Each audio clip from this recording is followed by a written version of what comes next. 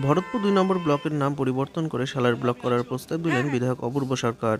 মুর্শিদাবাদ জেলার কান্দি বিধানসভা কেন্দ্রের বিধায়ক তথা মুর্শিদাবাদ জেলা তৃণমূল কংগ্রেসের সভাপতি বুধবার বিধানসভা অধিবেশনে মুখ্যমন্ত্রী মমতা বন্দ্যোপাধ্যায়ের দৃষ্টি আকর্ষণ ভরতপুর ২ নম্বর ব্লকের সালার নামে নামাঙ্কিত করার প্রস্তাব দিলেন। দাদা, আজকে বিধানসভা অধিবেশনে দেখলাম আপনি সালারকে ব্লক ঘোষণা করবার জন্য একটি প্রস্তাব রাখলেন, কি বললেন? বিধানসভায় মুখ্যমন্ত্রীর দৃষ্টি আকর্ষণ করে সালার ব্লক নামটা পরিবর্তন, ভরতপুর থেকে সালার ব্লকের নাম পরিবর্তন করার কথা আবেদন করে।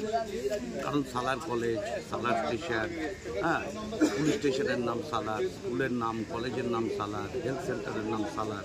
জেনারেলি সেখানকার মানুষের দীর্ঘদিনের দাবি যে ভরতপুর 2 ব্লকের নাম পরিবর্তন করে সালার ব্লক রাখা, সেটাই মুখ্যমন্ত্রীকে বিধানসভায় উপাধ্যক্ষের মধ্য দিয়ে আমি সেটা জানিয়েছি।